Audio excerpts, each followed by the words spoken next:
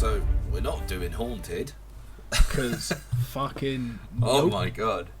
We did have a conversation about this last week. So the previous episode ended with us saying, oh yeah, we're doing Haunted, and I can't remember what the other one was called. Ghost Asylum, I think it was called. What was that beep? Did you hear that? Yeah. Oh, you turned your fan off, didn't you? Yep. Okay. Should I really not have drawn attention to it? No, it's fine. I'm gonna cut it out, so you're gonna look mental. Nice. No, I didn't hear the beep. Oh, brilliant. That's that covered. Yeah, so we separately went away. I'm just going to pull up our WhatsApp chat from us watching it. Here we go. Oh yeah, it's long. Yeah, it's after the jokes about here we go. Chernobyl. So I last weekend, I think it was last weekend or the weekend before. Either way, sat down and watched Haunted, and we'll very quickly go over the premise of, and my thoughts on Haunted. So Haunted is a show where a bunch of people who in real life say they have experienced a real haunting, they sit around in a room and they discuss their experiences with the haunting, and while that's going on, it's sort of dramatically reconstructed, which I thought, okay, fair enough, that's quite a good concept for a show. The trouble is, obviously, every single fucking person is a liar or a moron.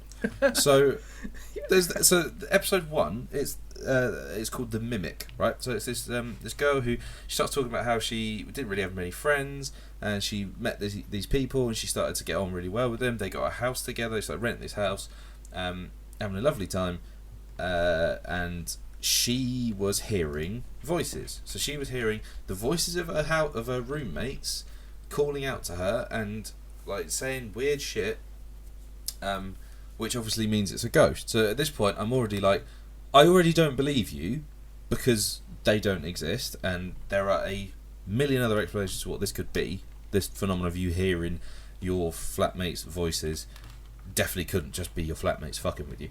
But so it goes on, and like some more people are introduced, and then one of their friends moves into the basement because it's like, well, you know, you've got a spare room going, I'd like to move in. So they say, sure, you can have the basement. By the way, we watched different shows. I think I forgot what the one I watched was called. Oh really? Oh, so I'm telling you what it is now. Yeah, I watched the other one where it's. Oh, amazing! I can't even remember what the other one was. The Ghost Asylum. Was it? Oh my god, really? I thought we were going this whole time. I thought we'd both watched the same one. Oh no, I did. Oh. I've just watched a different episode. Why? So what? Haunted TV show. Anyway, so this chap moves in. He starts hearing things. It all gets very, very creepy. I'm still going, yeah, this is entertaining. Everything. You've watched the first episode of season 2. Did I? Yeah, The Mimic. The first one is called The Woman in White. The Woman in White. Oh shit! Oh, well, maybe it would have been fine. I mean, the thing is, from It's what not. you've said, it sounds like exactly the same story. Really? Right. Except so then this. in the one I've seen, it's a man. Right. He hears some voices. Did I tell you? We have talked about this, haven't we? Yeah, I have told you what happens at the end of this episode. Yeah, I was a bit confused by that. Right. So here's the thing. Right. So this haunting thing is all very bad, and then it's sort of dramatic pause, and then it goes until that night. And then it cuts to the reconstruction, and she's just wandering through the house, and she hears some creepy noises. She goes to investigate, and just to make this clear, they're reporting this as a true story. This is supposedly exactly what happened in this house, and this is a true story, right? So she wanders down a hallway, and then a big fucking squid alien monster jumps out, and it's got loads of tentacles, and that's where it ends. It's like, oh yeah, and then, but she never says it. It's like, oh yeah, until that night, and then you see big squid monster, and then it cuts back to them like, yeah, well, you know, I guess it was a... No! You can't just go, oh yeah, and then a big squibbly monster came out of nowhere. Yeah, because at the end of he was like, I was cycling, and then I saw her, the woman in white, and then I got hit by a car. And I was just kind of sat there like, That's brilliant. Are you That's sure a you much better ending. Did you not just maybe see a headlight? And your dumb brain afterwards like, no, it was a woman. It was definitely a woman. I'm not an idiot. I didn't get hit by a car. That is incredible. Yeah. Oh, I'm so pleased. I'm so pleased about that. I love that we watched different episodes with equally to the point that we both were talking about the same show, different episodes, and just discussing how. Well, I mean, I was just like, mate, I've only seen one of the two shows we're doing, but it's a shitter. That's pretty much what our chat was. Yeah, and I we said were the both same. just like, I'd feel bad even just poking fun at it. Yet here we are.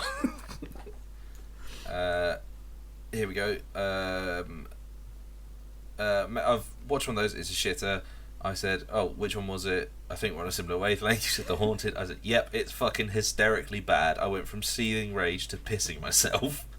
I nearly fell asleep. I don't really. Oh, that's funny. Here we go. I'm just looking at the Wikipedia page. Are you ready for this? Many of the stories featured in the series resemble popular horror films released prior to the alleged date on which the events occurred. Imagine my surprise. So, really, The Haunted is just a story against bad parenting. Others contain very little to no corroborating evidence to back up the stories. In the first episode, the storyteller describes being revived by a defibrillator after having been medically dead from dehydration and heat stroke. That's true, yeah. He was like, and then I was dead. And then she left me alone. Until that day. When oh my god! Actually, do you know what? This might be the best TV show ever. Because what if every single episode ends with the squid monster? No, because the first one doesn't. I just want every episode to end with "until that day when." And then something mental. Here we go. You ready for this? Episode 2, The Slaughterhouse, features a woman recounting the story of her serial killer parents. However, despite many people searching for any reference, police report, or news story relating to these events, no evidence was found to support it, leading many to question the show's true story claims. Oh, do you reckon we could try and work out what... So just by episode title alone, try and work out what horror film it was. I think you might have to lead it. I'll give you the names. This is an excellent game. Right, okay, so... We've never had a game on the podcast before. So we've done Women in White, because that's... Not this one, anyway. Because we've talked about the story. Every ghost story ever. And Women in Black. Slaughterhouse, you've described essentially Texas Chainsaw Massacre, from what I can guess. Yeah. Okay, so 3, Demon in the Dark. I guess like Paranormal Activity, I suppose. I was probably going to edge like Dracula, maybe. Well, I mean, he's a vampire. Yeah, demon. Okay. I suppose you got to play loose with the terms, because they've called this a documentary. Okay. Okay, so we'll call that Dracula paranormally. Children of the Well, I think. That's The Ring. Okay, It. Yeah. Oh yeah. Yeah. The Ring makes a lot more sense because there's a well in that, not just. There is a well floating house clown in it. Not in the film, there's the whole bit. In the film, in Nebot, the house on Nebot Street, there's a well house in it. True, and yeah. All right, Alien Infection. Well, I reckon Alien probably. Yeah, there's no argument. Predator, maybe. Alien Infection. How could you call? Oh yeah, this is a documentary. It was called Alien Infection. Yeah, that's set in Roswell. Or maybe that's just the X-Files came out and they just went, aliens. Yeah. Stolen Gravestone. Maybe one set in a graveyard. Yeah, something about like exhuming a corpse. Burke and Hare, Pet Cemetery. The Mimic. There is a film called The Mimic. Probably that then. Ward of Evil. That's gonna be like maybe something in a hospital. Yeah. What's a horror film that's in a hospital? I think Exorcist 3's in a hospital. Well, there's The Exorcism Silent of Mary Hill. Rose. That's mostly Is in a that hospital. in a hospital? It's mostly in a barn, isn't it? Am I thinking of a different one? The Exorcist has got some scenes in a hospital. No, it's not like haunted hospital though. Yeah, Ward of Evil. Yeah, it sounds like an exorcism-y thing. I'm trying to think. There's one. There is one. It's a Spanish one that's set in a hospital that's got an exorcism. The Nun? Wreck? No, not Wreck. No, the Nun is Wreck. boring. The Orphanage. That's not a hospital, strictly, but Yeah, a Spanish one, you say? I think it's Spanish. But they're filming like a documentary. And it ends with them in the car and the woman host of the documentary is possessed and they crash the car. Is it? I can't remember what it's called and I don't want to Google it. Not the Quiet Ones. No, I don't think so. I can't Sounds remember. good, Or it might though. be set in Italy, actually. Might be. Oh, and you're moving the goalpost now. They're Well, all I'm the same just, to you, I'm just sort of aren't you? thinking there was a lot of You people in daft robes. Was it Angels and Demons? Was it the Da Vinci Code? No, I think it was Attack of the Clones. So Cult of Torture. Wicker Man, I suppose, or like Hostel. Spirits from Below. Pirates of the Thunderpants. Caribbean. Demon of War. Wonder Woman. Demon of War? That's not an actual title and an actual documentary that actual adults made, is it? Yeah, Demons of War. Fuck me. I reckon, yeah, it's definitely the last half an hour of Wonder Woman. Not the good bit. That's terrible. It's shocking. That Born Cursed. American Werewolf. The Omen. He's not born. He gets bitten. I don't know. I haven't seen it. That's a joke. Or a joke. Brilliant. So Anyway, that's 12 minutes of a podcast that's not about that's about a show we weren't going to talk about. So after talking about that train wreck, shall we talk about? We've swapped. Yeah. Oh yeah, we swapped because it was bad, and we pulled in something from next year. Yeah, I want to say good, but horrific. A couple of things that are horrific for different reasons, but both true stories. I think it's definitely worse that they're true. Yeah. However much hamming up and stuff goes into exactly what was said in every situation, both of these are horrific because they're true. So I suppose the common theme for this one is sort of people in authority abusing their power. I think probably the common theme that I spotted was just and it's true. People forcing a narrative to fit what they believe. Yeah, that entirely happens in both. Yeah. Which one do you want to start with? Do you want to start? I don't know but I think you'll see on our fantastic spreadsheet. I've highlighted both of these as contenders for like top 5 of the year. Oh no, I can only see you've highlighted the one about white people. Really? I did definitely go back and highlight the. Perhaps I didn't. I thought I meant to anyway. Oh, it's unconscious bias. It's fine.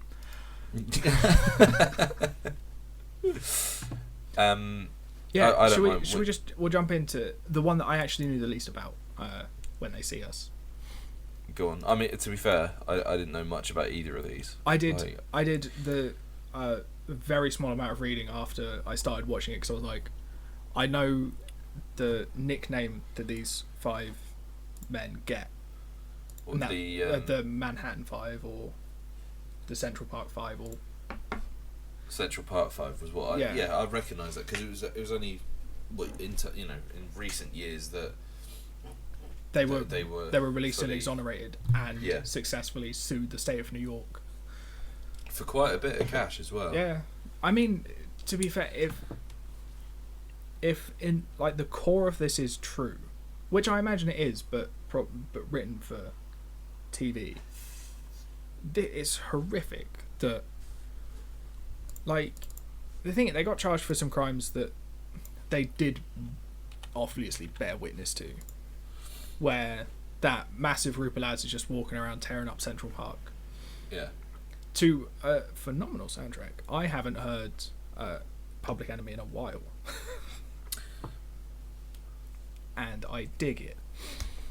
I think I first heard that on Tony Hawk's Pro Skater 2, that song. But they did a version of it with Anthrax, the thrash metal band, and that's there's the a one few that's on versions there. of Tony Hawk's Pro Skater 2. Fight the Power. There's a really good one that's Korn and Exhibit. Nice. It's bizarre because it's in XXX 2. State of the Union. Yeah, but it's not. But it's not actually available anywhere to listen to for whatever reason. That is odd. But yeah, so you have to watch the film. You have to watch XXX2 to listen to that song. Yeah, well, I know the bit that it's in, so I can just find that scene on YouTube. Yeah. No song is that good that you have to sit through XXX2. There's a bit in XXX2 where Ice Cube, someone says, "Oh no, what will we do about the police?" And Ice Cube he basically looks down the lens of the camera and goes, "Fuck the police." Yeah, but in such a deadpan way that you're like, you don't really feel that anymore, do you, Mr. Millionaire? But yeah, so it starts off with just like those the kids tearing through the park, admittedly being dicks. Because they go through and they beat up a few people, like one of them to the point that like they leave a couple of people unconscious and they get found by police, and then the police come in a bit mob-handed, punch as far as I'm aware, the youngest one they can find. Yeah. Who looks like he's just sort of tagging along because the bigger lads are going to the park. I want to see what bigger lads do. Turns out they're cunts, but he goes to see what the bigger lads do, as I think any kid would do, just sort of going like, oh. If you see a big group of people running to look at something, you go and when look. You're that age, oh, what are they doing? I'd do that now. Well, not right. I'd maintain a good social distance. Yeah, but you'd be one of the people. You'd be leading the charge. You'd have your kilt on and a tennis racket in your hand, going Frida. Although you've got better reach with a badminton racket, so you know. And yeah, I have one to hand. It's less structurally sound. The neck's very thin. Yeah. Well, if we're talking about structurally sound, I'm going to run in with my rowing machine. Because, you know, I could get a bit of a whip on that old handle as I collapse to the floor from carrying it down the stairs. Yeah, and then of it, like, there's a rape. And then the police officers they go, well, there was a woman raped in the park. These kids were in the park. Central Park is traditionally quite small. Two groups of people being in a park cannot not see each other. I think these are related. I mean, I've been in Central Park. It's fucking huge. I've seen a picture, and unless the houses on the sides are made out of Lego, it's massive. It's real big. It's really, really, really real big. Yeah, and I think, because when I was first starting, I was like, I can see how you'd make that leap of just, there were some kids terrorising around the park. You could sort of go, yeah, maybe one of them or a couple of them broke off, did something way worse than the rest of them were doing. Yeah, but they treat him all as guilty. Yeah, it's like, oh, they all did it. Well, I mean, surely you'd only need like a cursory glance at some evidence to realise that's absolutely not possible. Well, I think it's in it when she's first looking at the scene. She goes, "Oh, her drag mark, his footprints." Yeah, so there's one set of footprints. Yeah, but then she's suddenly like, I reckon there's 5 of them. It's just like, what were they all walking in each other's footsteps exactly, knowing that you would not see past their ruse? I mean, we're laughing at that, but this actually happened. The thing, the only way I can process it is by so incredulous that you just can't. Because the thing we've watched a bunch of police procedural shows. They couldn't write this. Yeah, no, that's absolutely true. They could write an episode maybe where one guy gets wrongfully convicted a bit, but he's probably... But they sort it out. But yeah, they'd resolve it by the end of the episode because they can't. Or it'd be a two-parter maybe. But to wrongfully convict 5 people when all of the Kids evidence... as well. Yeah, when all of the evidence says, I don't think it was them. Like, the lack of 5 sets of footprints. You can explain that way. Maybe one of them dragged her away to hide her. You sort of go, well, I guess. But it's later in the episode they're working out the timeline. They're like, so, and they say, we just switch the events around. Switch the events around, but you can't. Because you have 5 factual events. You have her timeline of leaving her house, getting to the point that she was attacked at.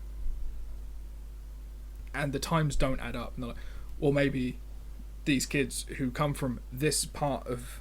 who entered this part of the park for no reason we can figure, entered in a completely different part of the park and somehow did that, ran across to the other entrance where people saw them coming in and somehow made all of that work in like the 45-minute gap that they have. There's so much of it that I was just sort of... You just can't believe it, can you? You can't believe actual human adults are saying these things. Yeah, and then there's all of the... like when they arrest Yusuf, I think, and they're just like, oh, how old are you? And he's like, oh, I'm 15. I'm 15. My bus pass says 16. Yeah, and they're like, oh, you're in this year at school and you're telling me you're 15. And he's like, oh yeah, because I've skipped a grade. And then there's like, oh, well, your bus pass says you're 16. You're coming with us. Yeah.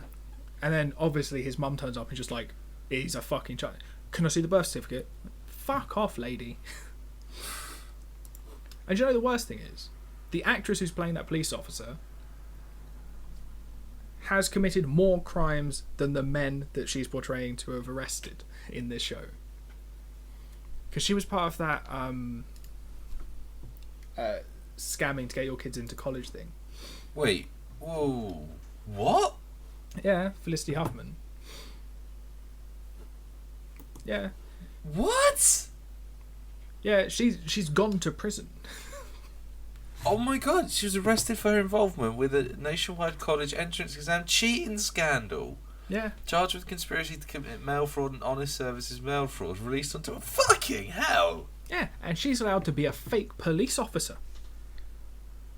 That's America mad. coming to. Yeah, it's weird that these kids were witness to crimes, then were accused of the crime that they couldn't physically have been involved in because they weren't near enough.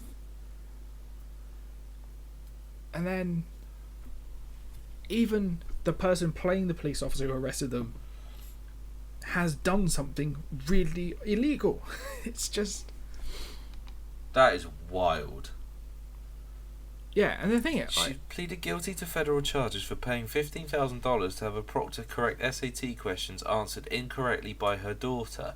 On September 13th, she was sentenced to 14 days in prison, a $30,000 fine, 250 hours of community service, and 1 year supervised release for her part in the scandal. Fucking hell. Yeah. Oh, she did only do 10 days, to be fair. Yeah, I mean, out of 14, she served a good proportion of it. Much like the 4 young men did. They served, I think, most of their sentence. Here's what's mental. She's married to William H. Macy. Yeah. Who's in Fargo. And is the title character in The American Shameless as well. It's... Title character? Well, he's Frank. Like, the main character, yeah. The patriarch. Oh my god! Right, so has she worked since she's done that? That's what I'm interested in. Well, this came out. This came out in 2019, and so did I think that stuff. But so she would probably already filmed this. Yeah. Oh, she's done nothing since then. Fuck. Jesus. Yeah. That's crazy. I had no idea. That's amazing. And I'm thinking about the show again because I have just finished watching it. There's the sort of the montage of scenes towards the end where they go to the district attorney and they sort of go, well, here's the evidence we have, and she's just like, this is nothing. Like, you have 5 different stories saying different things, and she's just like, yeah, because they all did it. And it's like, lady, that doesn't work. That's not how stories work. Because she's just like, yeah, loads of this stuff matches up until you get to this weird rape bit at the end. Like, this doesn't fit. And then they're just like, oh, we'll get one of them to, like, we just need to break one, and they'll tie it all together. They get in, like, Yusuf's friend, who's just, like, turned up to be a good mate. And they go, well, I reckon if you say these things. And then they have all of those montage of them being like, so we're going to record your statements, and they just keep changing them. And changing them until they're coherent, and they're coaching them. And it's so horrible to see these, like, 14 to 16-year-old kids just being, like, told what they're meant to have done. Yeah. And I'm 100% going to watch the rest of this. Like, it's one of those things that I want to watch the rest of it to see what else happens. Because at the end of the episode ends with them getting taken off to jail. And I need to know I want to know how far the story goes as well. See if it goes to, like, the start of their appeals and stuff, or if it just goes to sort of the end of their trial. You know, when Trump was campaigning to be president, out of nowhere he just said, yeah, they probably did it. Yeah, do you know, he took out a advert in 1989 saying that because of this case they should bring the death penalty back. Because of this case? Specifically, he brought it, and then because they publicly named all of the suspects and their families, all of those people started getting, like, hate stuff. Yeah, it's mad. And then they got really angry at the a few publications released the name of the victim, because they were sort of like, well, like, these young black men are getting absolutely fucking shafted because you reckon that they did it when you have no proof. Yeah. Because someone confessed to it. Yeah. It's, the guy, he was a serial rapist. Yeah, I mean, he confessed to it, like, 13 years later, when he couldn't be further convicted on his life sentence. Apparently he met one of them in prison. There was a crossover where they actually met each other. Yeah, and he was just like, oh, it's just the right thing to do. It's like, alright, well... I was like, okay, yeah, but where were you when they could have avoided all this, you know? But it does say they got quite chunky payouts, all of them. I really hope that, like... I hope that they've gone on to manage to live, like, relatively normal lives after missing most of their 20s. Yeah, I don't know how you'd go on, you know, to do that. But because there will always be the people who think that they are still guilty, like, whether or not they've been proven innocent. Because they then, like, there was the guy's confession, and they, like, hooked up the DNA and went, oh, it was this we guy. fucked it. But the trouble, as far as I've read, none of the police officers involved ever faced any sort of repercussions of just deciding who done. It was like they were writing a novel. And at the start they went, well, these guys did it, we just need to work out how. Because that's essentially, they had a start and an end, and they just needed to work out how the fuck the middle could even work. And it's just sad. I think the worst part is when the cops are, like, interrogating the kids, and the kids are just, they're so distressed. It's fucking horrible. And they don't even know each other. I think is it Yusuf there? I think it's Yusuf where they're interrogating him, and they go, "Oh, well, Raymond's saying you did it," and he literally just goes, "Who's Raymond?" Yeah, because then you have the scene at the end where they're all, like, introducing each other and just being like, I lied about you, I'm sorry. But also, but I didn't know who the fuck you were. The youngest kid does that. The youngest kid who's like, they're all incredible actors, but that youngest kid. Yeah, I think they got a lot of awards for. Oh, the list of awards is long. It is, yeah. Oh well, I'll sort it by ones that they won. They won like 10 or 12 awards, and it's just terrifying. And what's weird is that they're not. I think it is this lad actually. Hang on. I think is it Asante Black? Yeah. Asante Black, who plays Kevin. It's him who says, "I lied on you, man. I'm sorry." It's fucking heartbreaking. It really, like with Chernobyl as well. It's like there's just this, because I knew vaguely what they were both about. It's just this sense of dread. Yeah. The whole way through, of like, oh, they're just fucked. They're just all fucked. Yeah, it's with Chernobyl. I knew more about Chernobyl than I did about this, because weirdly, wrongful convictions aren't really in my spectrum of interests that spans mostly just serial killers. Yeah. Yeah, so it's. But now I'm interested to. I suppose making a murder is not the same thing, because there's a fair to middling chance that he might have done it. But like stuff like Tiger King as well, where it's these over the top characters who you're like, oh well, I can see how you might or might not have done this. But with this, I was instantly just like, they just the fuck did they do? Because of that, and at no point does like Kevin just go, no, this wasn't the woman, this was a police officer who hit me. Because it's around that sort of like NWA, Straight Outta Compton, Boys in the Hood era, where that's just how they expect to be treated. Yeah.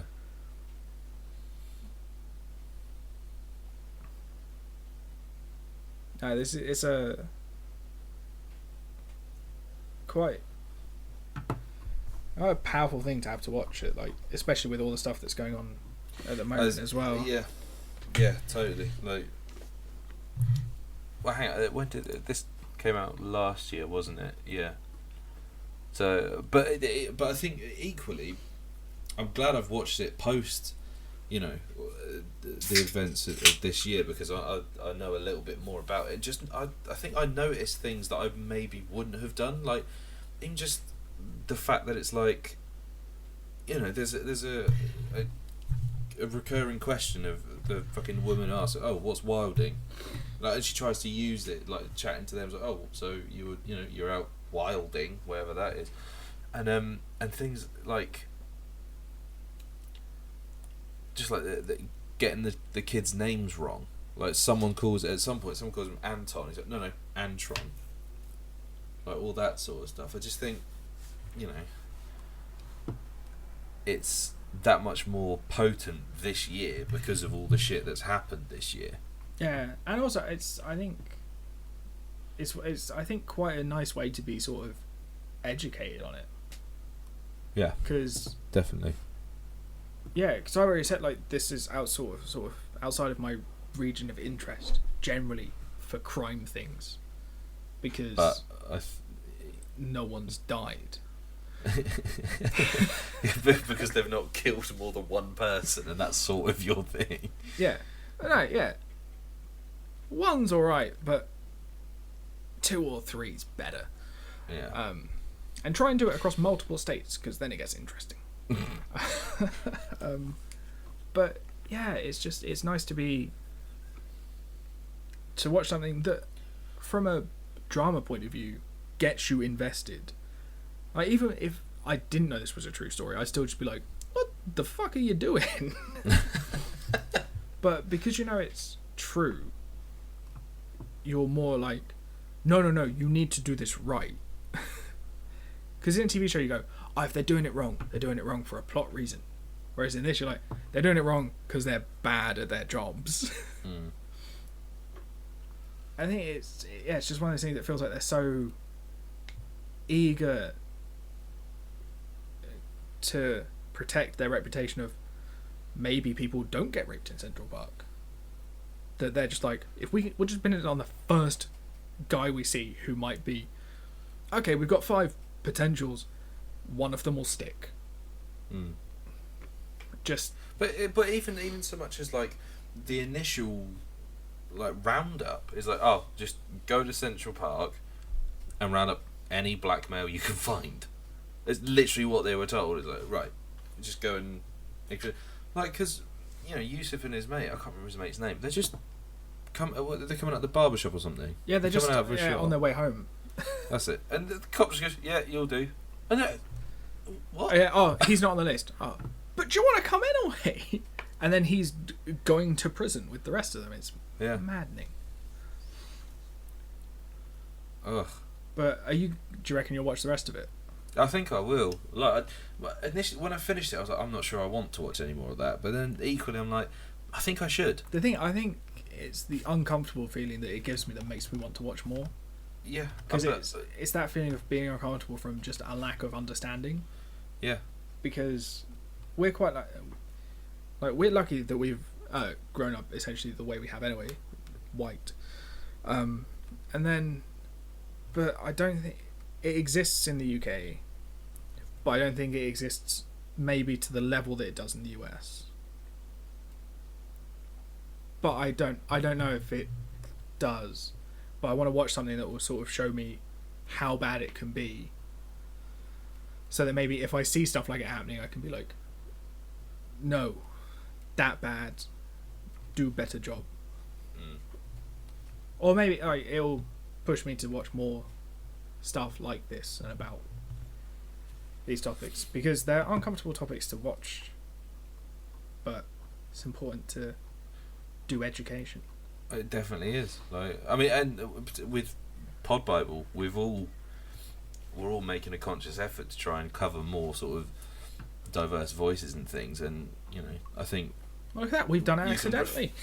You can reflect that in choosing black directors and black stories and things. And I think even though I'm sort of my discomfort of watching a fictionalized version of real events that really happened to some people is nothing compared to like how it would have been to live through this on the receiving end. It's exactly. Or even just this year particularly has made me like consider things that, or I try to consider things that I've just not thought about before, like the concept of growing up and seeing people on TV and in films and stuff that don't have the same colour skin as you, that just don't look like you.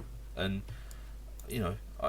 I never really considered that until it was thrown up in and this year made us all stop and have a think about how we do shit.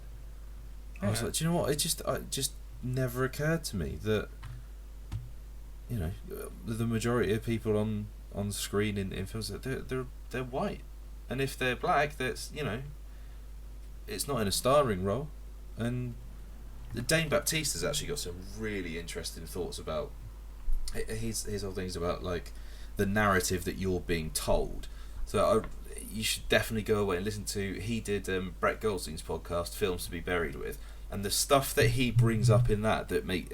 There's a number of things. I won't spoil it for you because it's amazing when you hear him saying it. But like he'll say, "This is why you never see this. You never see this sort of thing happening." And once he says that, you're like, "Oh, really?" And you think about it, you're like, "Fuck me, he's spot on. I've never seen." You need to go and listen to it. It's fucking brilliant. The trouble is, whenever I think of like a black-led and directed film, the one that instantly is in my mind is just Boys in the Hood. Yeah. And a lot of that film is.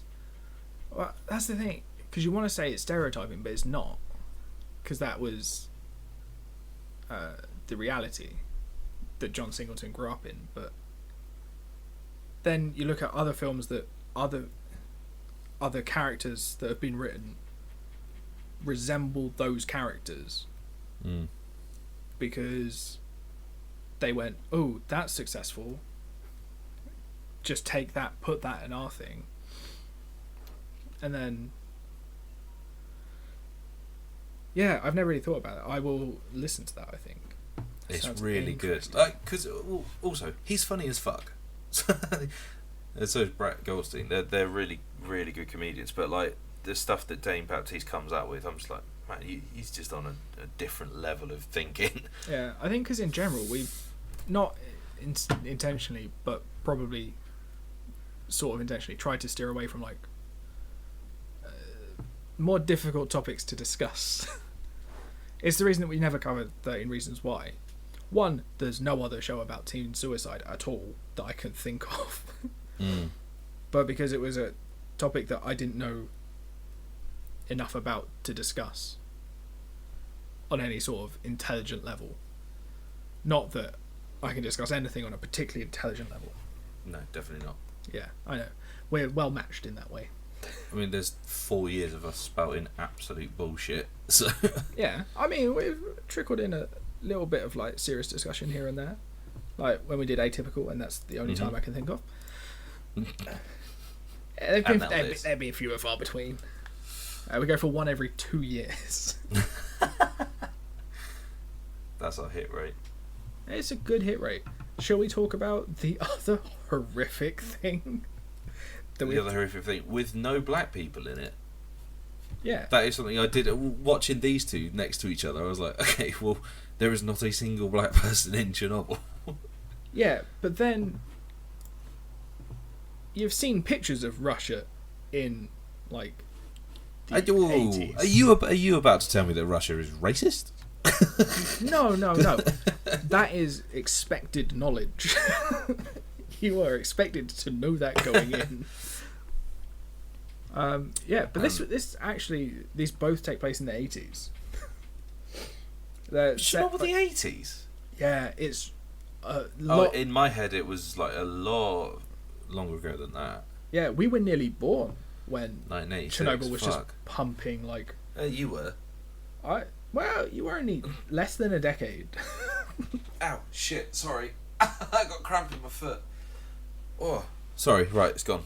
Oh, that was really weird. I mean, that'll be from standing on the nuclear reactor that was powering your hot tub at the weekend. Yeah, so Chernobyl's horrifying. My God, but fuck me, it's brilliant. Like sorry, we didn't actually say that about when they see us. It is fucking incredible. It is really, really good show. Like, I mean, it's like Chernobyl, but horrific subject matter, but it's compelling viewing, and it is stunningly made, and the same goes for Chernobyl. Yeah, that's the thing. I think I tried to touch on it, but got distracted by how just the subject matter. Just oh my God, but they're both really well done. Like the fact that they're taking these historic events that we know the facts about, and we probably know roughly what was said in most of the situations, but probably not exactly what was said. So to see them sort of make that into a cohesive narrative to give you all of the facts of things that happened and like draw you into the human side of things as well is they're really well written. The only problem I have with Chernobyl is, you know, for a show set in a Soviet nation, they speak with incredible English accents. Do you know what? I don't think I have a problem with that. And I was thinking about this because there's been a number of times where I've been watching a film and I'm glad that they're not doing like faux Russian accents. Well, that's exactly what my point was going to be. Is that I find it really distracting when people who aren't from the area where they're aren't from the same place as their characters are affect a little bit of an accent.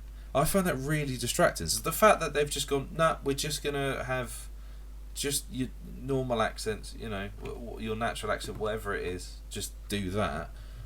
I find that a bit. Yeah, it was. And also, it was another more of thing just is an observation that they sounded English, not a dig at the fact that they sounded English in a way that I could understand them without having to read. There was a there was a film that Armando Iannucci made a couple of years ago called The Death of Stalin, and they did exactly the same thing. It was like they were using sort of broad regional accents, or like British regional accents for different characters, and I don't know why it just works. I think maybe it makes it a bit.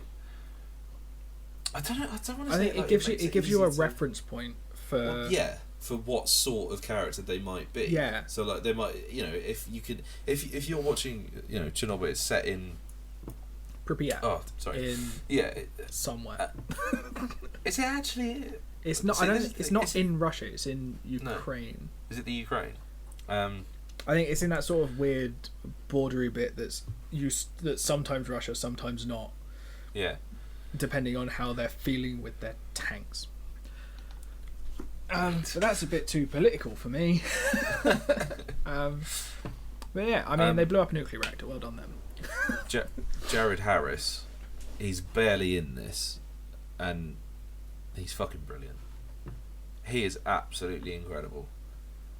Yeah, I think there's so... He was in The Terror as well, wasn't he? So he's appeared twice in this series. Yeah, there's so many, like, good actors that I recognise, but I'm 100% just sort of like, alright, so you're this Russian dude who's sort of going like, no, a tank blew up.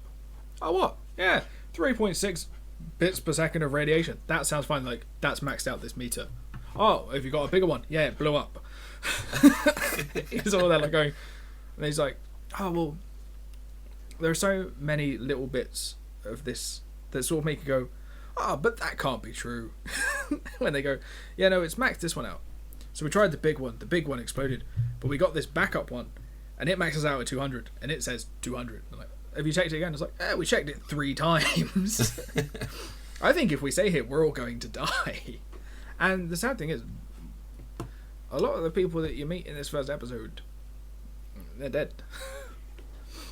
Like, most of the people that you see on the ground anywhere near it their characters are going to die.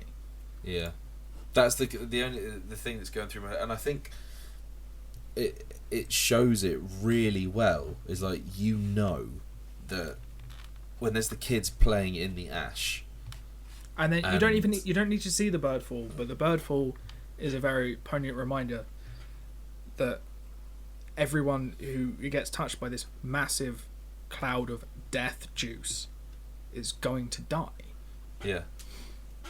And there's a reason that we got to go there in Call of Duty and have a bit of a gunfight in a big empty block of flats. Because eventually they evacuated the survivors. Do you know, I went to see Dom Jolly. He did, like, it wasn't quite a stand-up show, but it was like an evening wit, so he sort of just talked Pripyat. about... He told the story. We flew over the reactor casing before they'd concreted it up. Just... Yes. Yeah, it's why Dom Johnny's so red in the face. Because he stared into the moor. He told this story about, like, how he went to Pripyat, and he did a little tour around, like, the city and things. And he said at one point the tour guide got lost, and he recognised where he was from playing Call of Duty and managed to find his way back because he knew the map from Call of Duty so well. Yeah, well, I mean, it's the area is quite well documented, and the way it's built is very uniform. Because I think, I'm not sure 100% this is true, but I think Pripyat was basically a town built for people who for work the reactor, for the power plant. Sorry, power plant, yeah.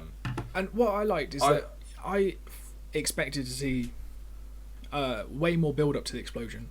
Yeah, and not to just see it from, like, the window where you sort of go, oh, they're going to zoom in real close for that, and you're like, oh no, like that's all we're going to see of it, and it's nice.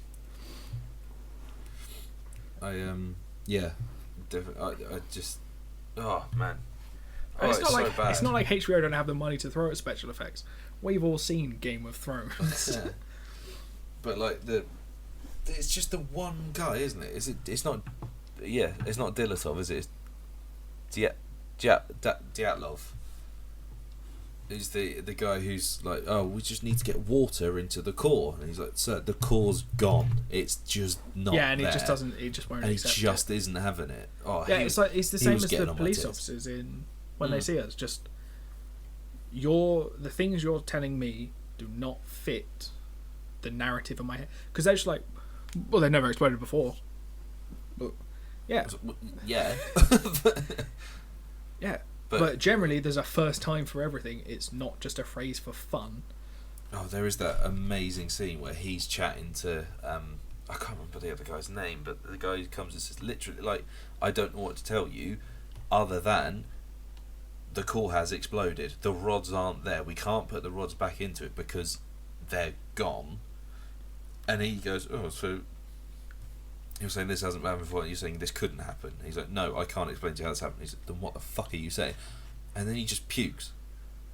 Yeah, and it's just and sort of like, you know something's wrong here. But it's the most like realistic throw up I've ever seen, because the number of times I've watched something and someone's just gone and spat out a load of vegetable soup, but he finishes saying something.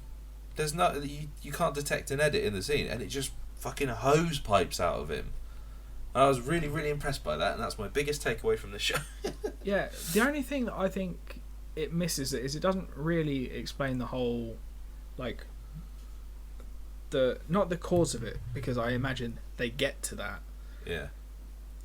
But, because I imagine this isn't just going to be like the days. I think it's going to be the first maybe year or something. It's going to cover a lot of it, I think.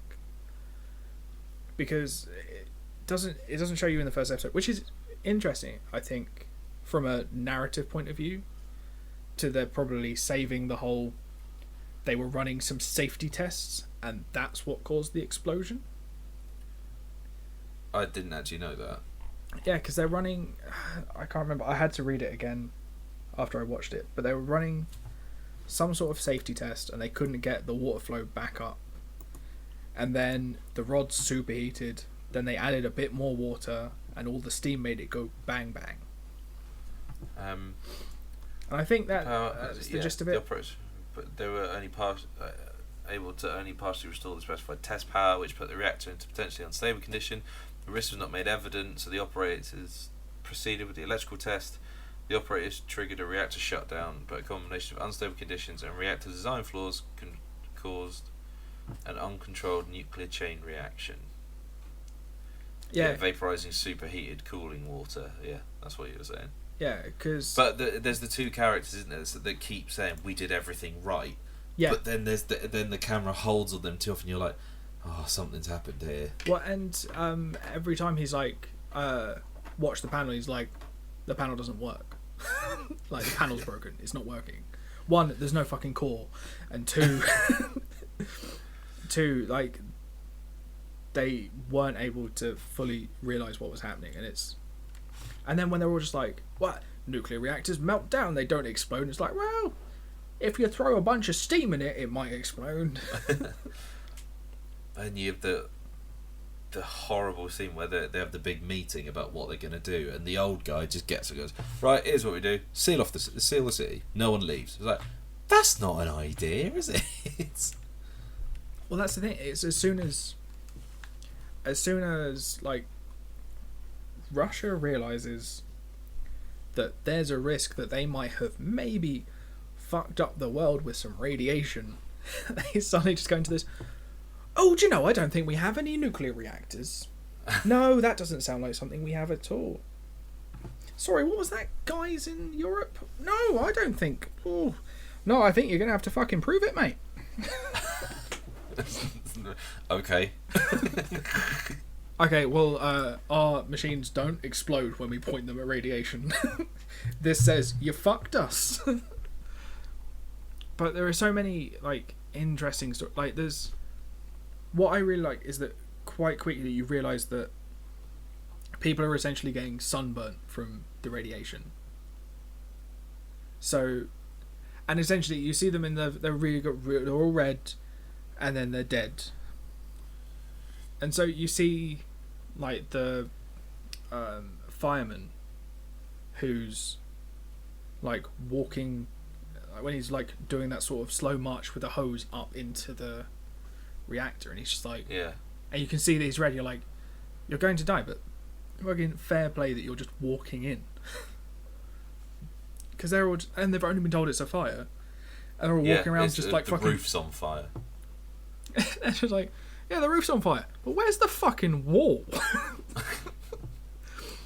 And then the guy who gets sent up to like look into it, and you're just like, oh god.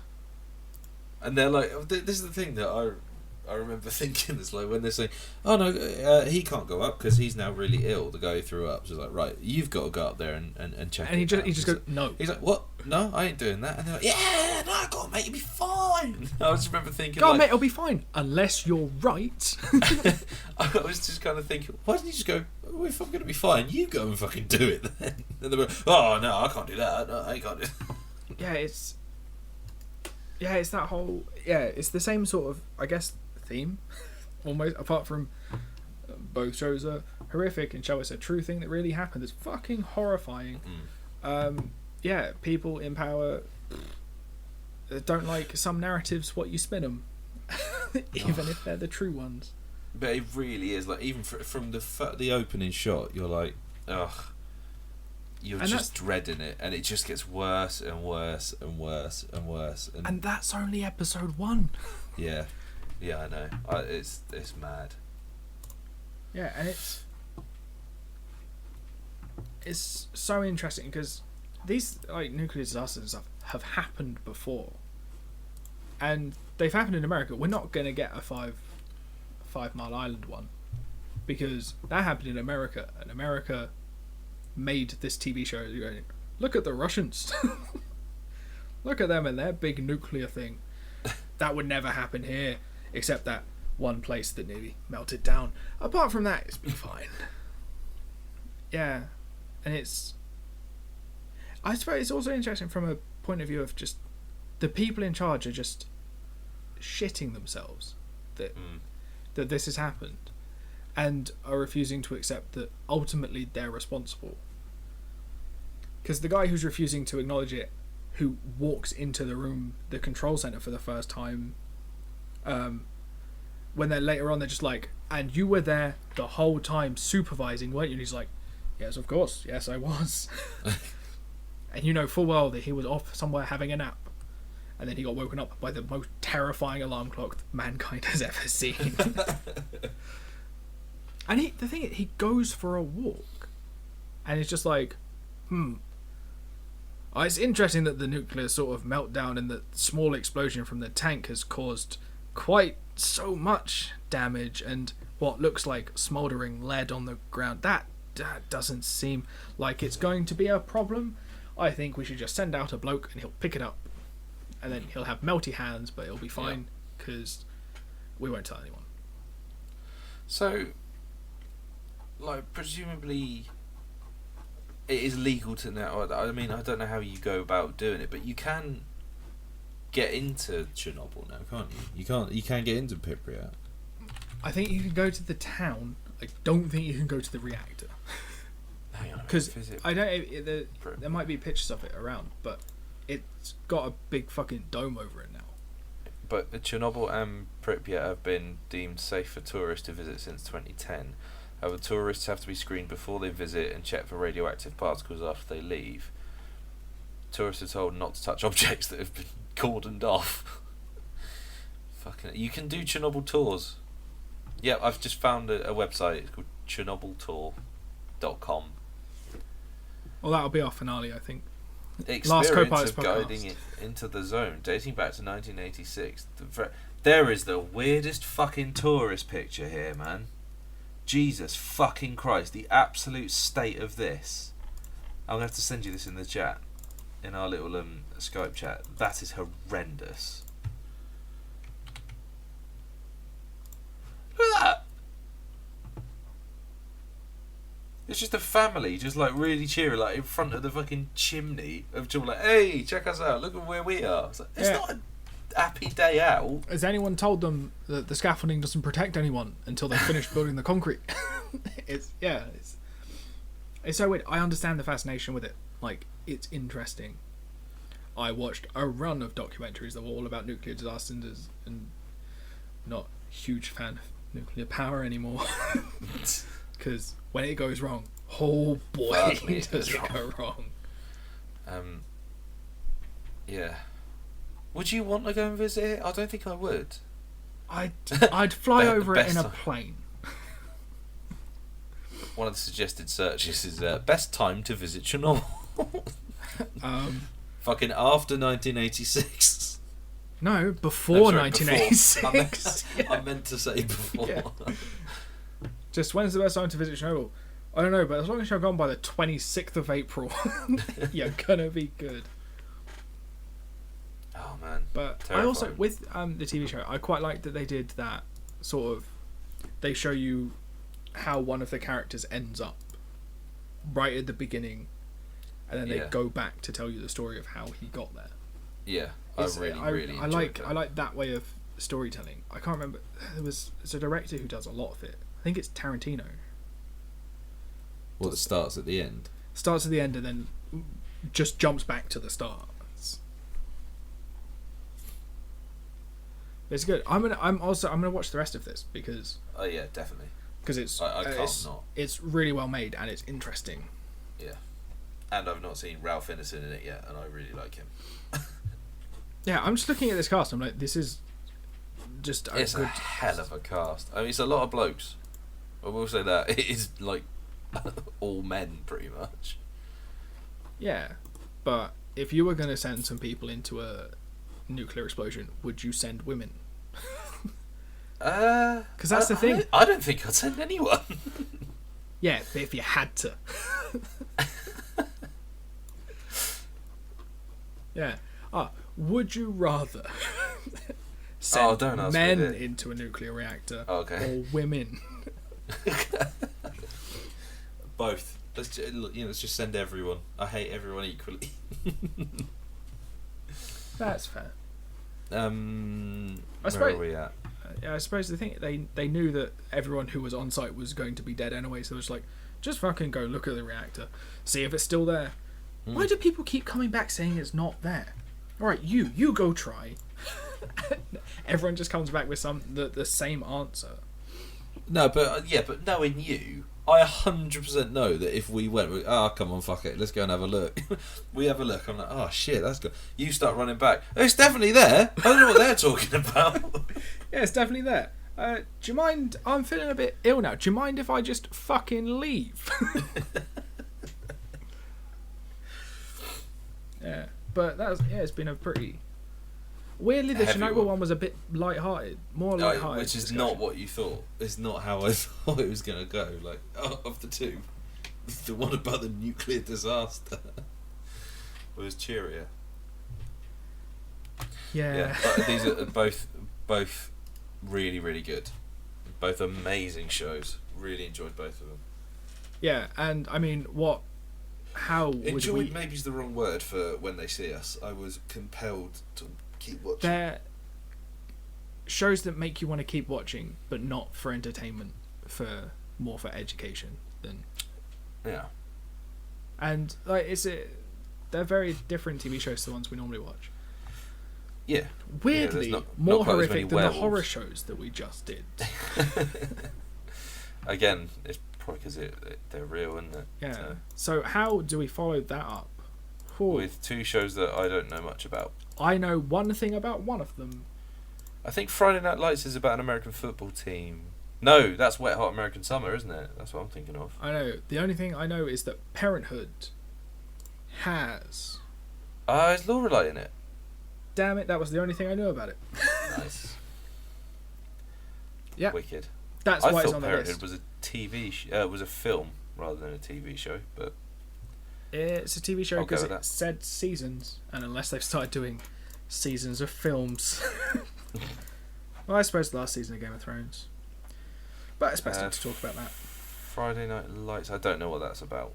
I'm going to guess it's something similar, maybe, probably. Yeah. I'm not actually very good at this. So I can't believe there's only 3 more to do for this series.